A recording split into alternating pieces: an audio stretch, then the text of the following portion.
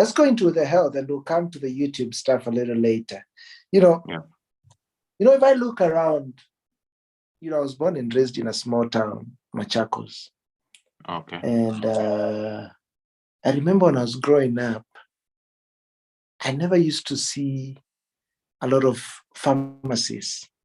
If I would say, probably you'd find that the chemist or the pharmacies around were ones that I could count on one hand, even five or many, for the size of town that we had.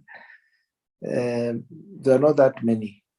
And they are usually very small shops.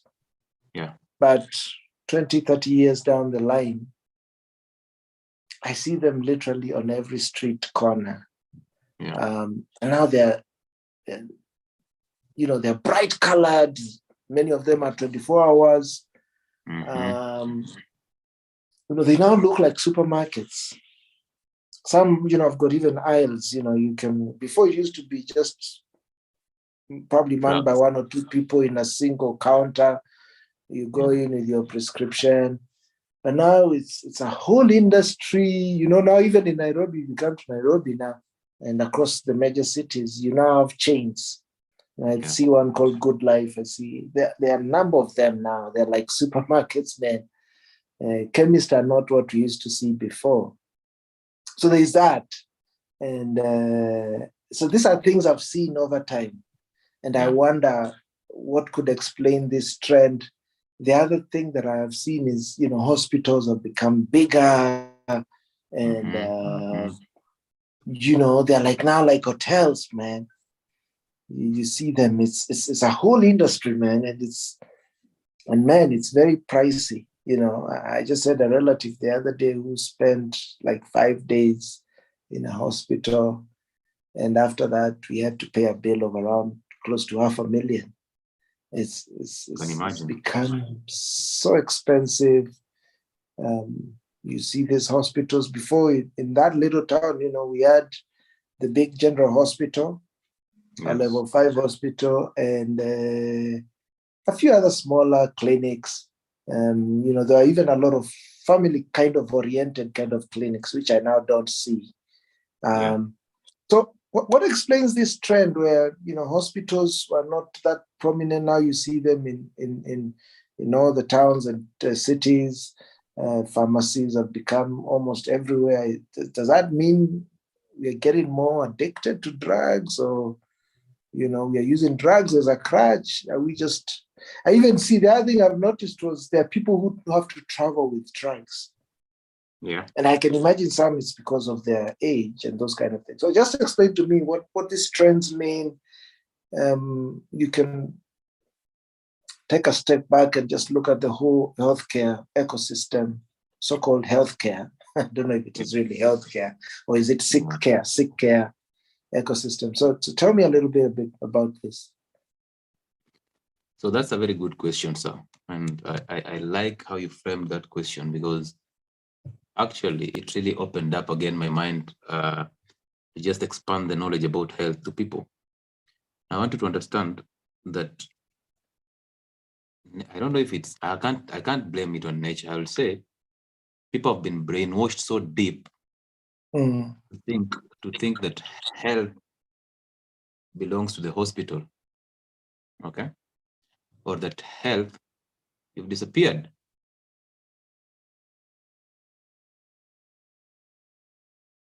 Hello. I'm here. Don't worry. I'll turn on the camera. I'll just change it something. Go ahead. Okay. So basically, health is your first wealth. And I'm just saying this intentionally when I say you are, not the hospitals. So people think that hospitals are there to help, in quotes, to help us. But I want you to think about it this way. Nowadays, health is advertised. You just said when you were a kid, you used to see very few pharmacies or chemists. Now, nowadays, they advertise health on television.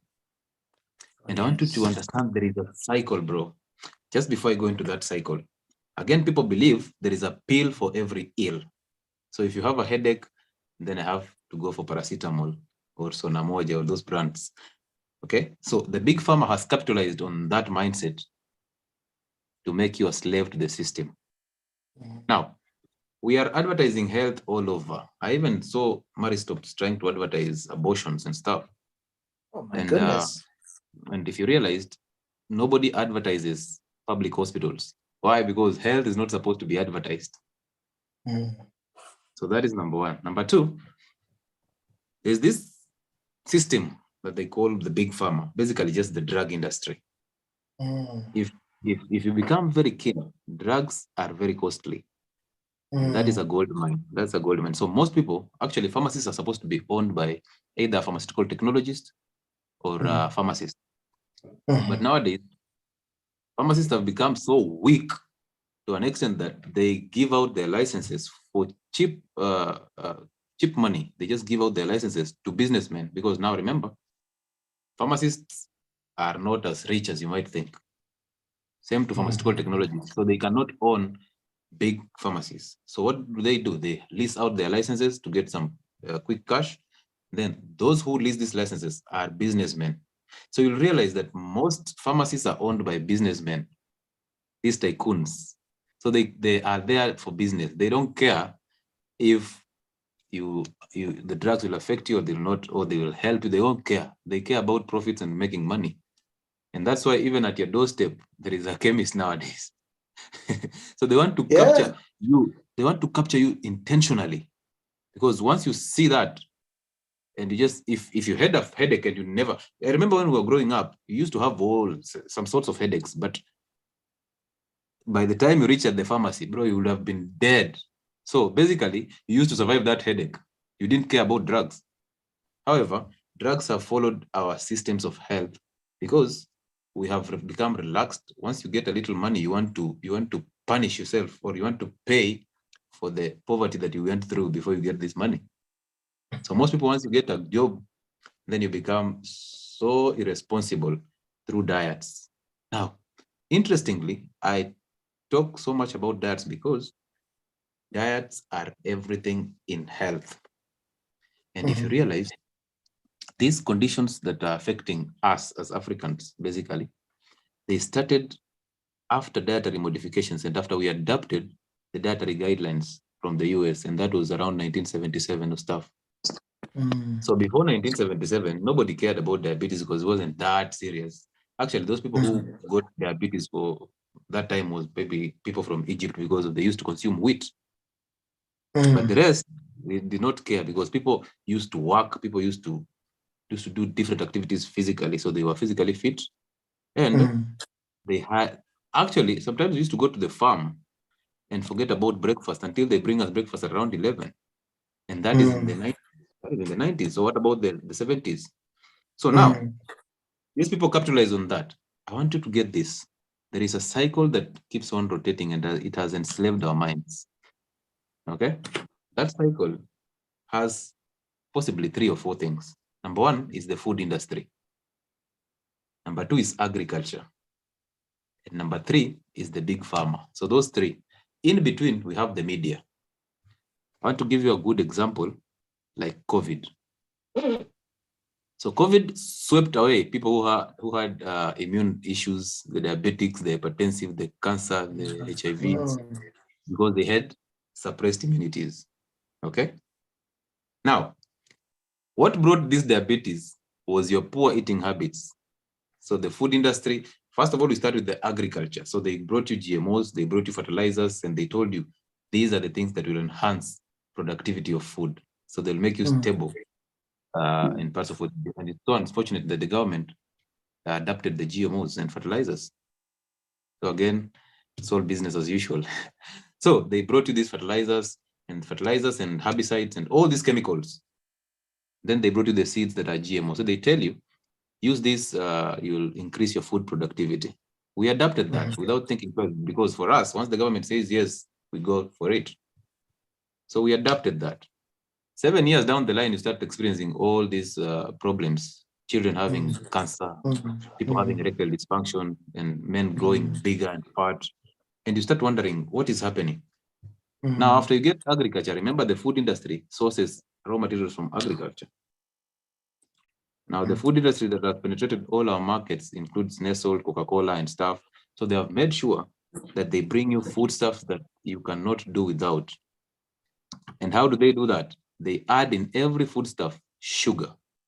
Oh my Sugar goodness. addicts your head because sugar gives you dopamine hits. So those dopamine hits get you addicted to that food. And that's why even the Diet Coke has sugar. Even ketchup, tomato sauce has sugar. Why? Because they just want to stimulate your brain to produce dopamine so that you feel good. Once you feel good, you will keep going for that food. So the food industry has made us slaves. And they have designed hotels in good colors. Their foods are packaged in good colors. They have made sure they use the media to advertise.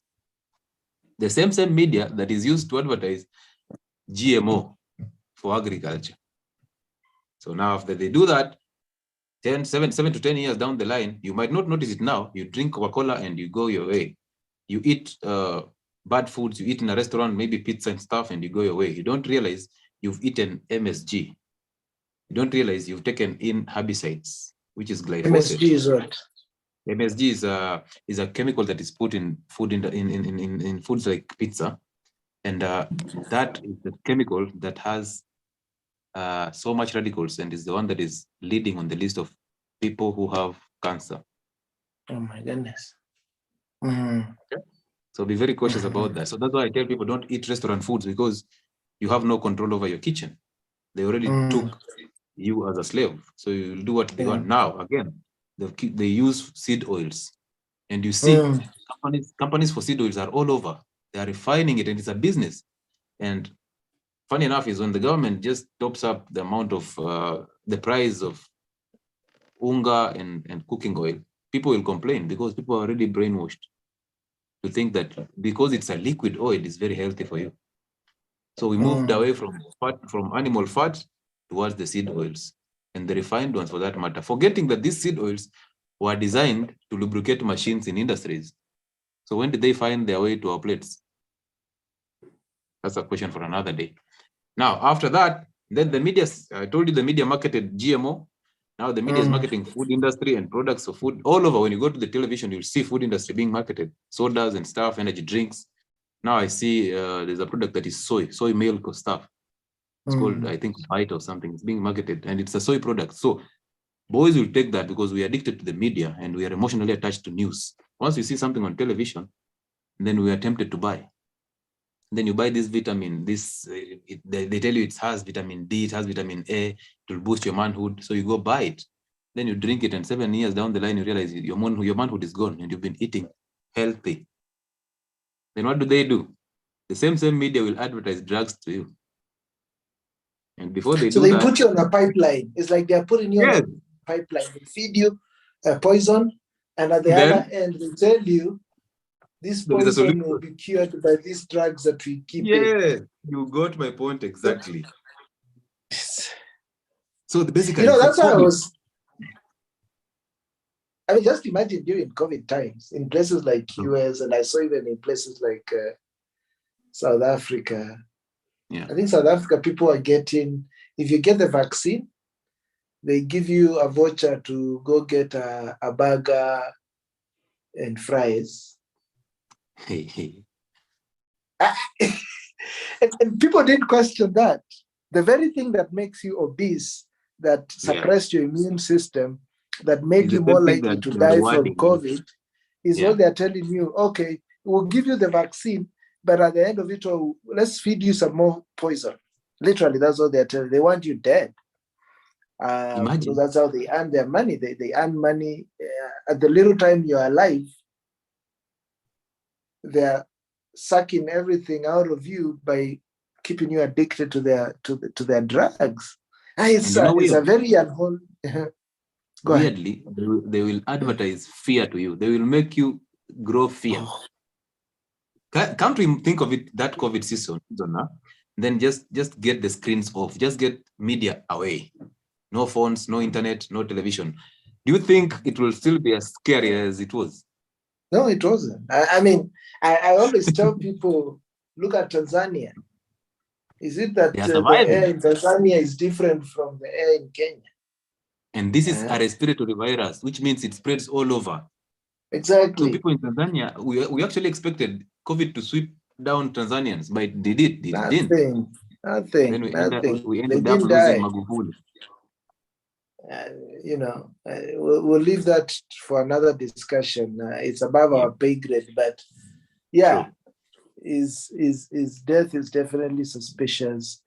Yeah. He was the only guy who publicly stood up against these forces, and to him it was as clear as day that if it is a respiratory disease, let's go back to some of our traditional medicines, the garlics, the Simple. ginger. Yeah. So yeah, you've So he had a really point. outlined it so well. Go ahead. He had a point actually. So basically, Mm. once they advertise fear to you, then Mm. then they come out with a solution in quotes, and the solution comes from the big pharma. You'll realize most of the pharmaceutical industries are owned by the food industry. It's You the also unholy realize alliance between, you said what, agriculture, agriculture, the food food, industry, and the big pharma. Those three. and then you've got the media.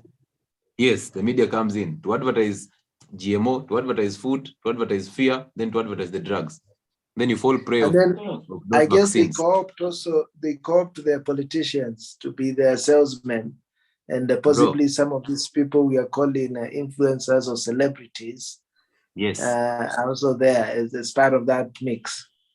And if you're sharp enough, you've realized there is an increasing trend through the social media influencers that markets vasectomy, tubal ligation, and all these, the one you swallow the balloon, okay, and the gastric bypass. So they are busy advertising that to you. Yeah, I know at Willis Raburu just lost weight because he went for a gastric bypass, and same person is eating the Yes. same diets. Oh, it's you who did this and stuff. So be very cautious Yes. about that. They know they're not blind. They're sure what they're doing. They're not dumb. Yes. So Yeah. when I was thinking that you've give us a view of, I think let's call it the sick care industry, because that's what it's Sure. about. I think the word health will be us giving it the wrong term.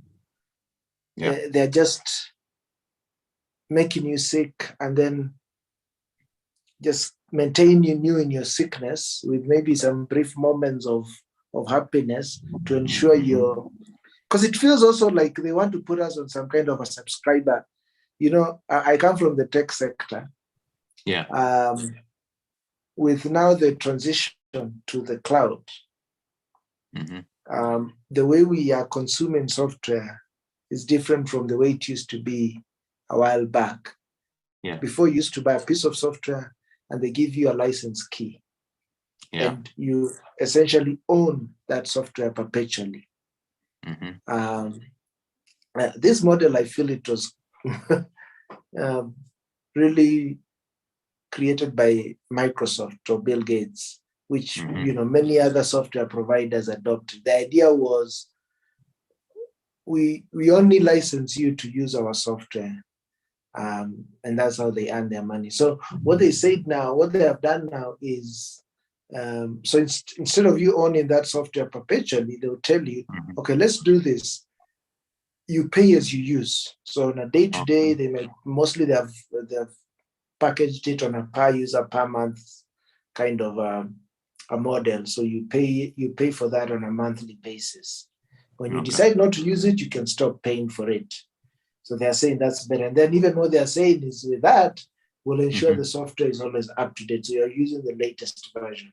So with the other model, if I buy a 2016 Microsoft Office, I own that perpetually. But when they produce a new one, the 2019, I don't have access to that. I'll have to buy license for that and then use. So it seems like they want to put our bodies to the same kind of model where, and I saw this clearly, particularly when they were doing the COVID boosters. So they started saying, okay, the vaccine efficacy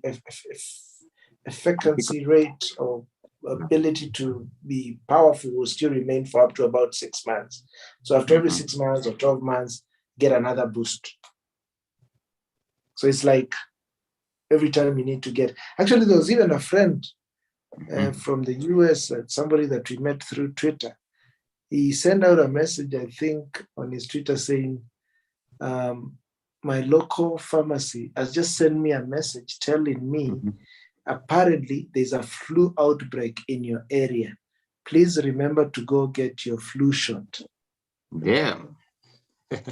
That's crazy. That's how crazy it is in the US. And he told me It- just the other day, a few days ago, Mhm. he Yeah. got a call from the CDC, and they were Mhm. doing a survey, one confirming, um, are the kids up to date with the vaccines regimens they have there? Have they actually taken the vaccines or not? So just look at the level of control, so the level of sort of surveillance that they're trying to apply, and putting us sort of in that kind of a subscriber type Yeah. um, model where every so often we need to get some kind of jabs or some chemicals pumped into us to keep us healthy, to keep us healthy. Yeah. The system has three things for you. The Mm, system basically wants you weak, sick, and mm, depressed. mm, Once you once they make sure you have these three, and these three can come from diets and vaccines and stuff. Once they make sure you have these three, then they can easily manipulate you, because when they just press your mm, nose, you just follow. And it's weird our governments are accepting that. And I understand. You see, even the CDC, sometimes I just read researches from CDC and I just laugh. Why? Because I realized, like, the nutrition syllabus and the pharmaceutical syllabus, the research that are in these syllabuses are funded by the big pharma and the food industry. So you wonder, mm. if at all we need an independent system, healthcare system, why would it be a slave to the food industry? Why would why would research be funded by the food industry? Come to think of it, if you're funding me to do a research, do you expect me to give you results that are against what you want? Not No. making sense. Not making sense. So it's time people should start just imagining, or just maybe just open up their minds to these things and know it's time to go against the system. You might be only one, and that's why I'm doing the YouTube stuff. I'm interested in that one person who will go against the system and then come and say, this is working. And so far, so many people, amazingly, I didn't expect that will happen. But if you check my DMs, you can be surprised. These are people who are dropping the hypertension and diabetes drugs in a period of 3 months, and this person has been on these drugs for 7 years. Then you wonder what is happening. Because come to think of it, diabetes, how are we treating diabetes? Yet we are telling these people to be on drugs for a lifetime. Mm, It means we're only treating the symptoms of diabetes. mm, So we load you with all these prescriptions that are full of drugs, yeah? But our intentions are not to get you well. Our intentions are just three: sick, weak, and depressed. So that you come back to us and ask for more. So we'll keep dishing you these things. Then the next time we come up with a drug combination, we tell you, hey, this one is a good one. It acts this way, this way. Nobody tells you about the side effects. So medical representatives all over have made it their intention to just market drugs. So they are sent, they're given good packages. They come and maybe give clinical officers some money here, pharmacists and even medical officers. They get some chips here and they prescribe those drugs. And they write on that prescription, do not substitute. Then you wonder, how important is this drug? So these people are taking diabetic drugs all through, and they're not getting better because they've been told you have to take diabetic drugs for life. That is one. So already they have made your mind weak. mm. Then number two, the doctor said, my diabetes needs me to not to be hungry. If I go hungry, then I might faint. Yeah, I need Yeah, to yeah, take my yeah. diabetes. Yeah, I need to take my diabetes drugs with food. Then you wonder With food. where are this coming from? Now you've been doing this for 7 years, and you still have your diabetes. It is not going anywhere. You're still losing your eyesight. You might go for amputation if you have a wound is not healing, but you're taking your drugs faithfully. You are eating those fruits that the doctor said. You are avoiding salt and meat, but you're still in the same cycle. So why don't you think twice about it? Why don't you just say, well, it's no harm for me to just start fasting? We don't see that. Amazing. And you know, when you tell people to do this, because they have already been brainwashed to trust anything that comes from a doctor, they have been brainwashed to believe in these things that have been packed so well. Yeah. Those drugs that you now have to eat, and you eat so many of them. Personally, I have a distrust in drugs. But We need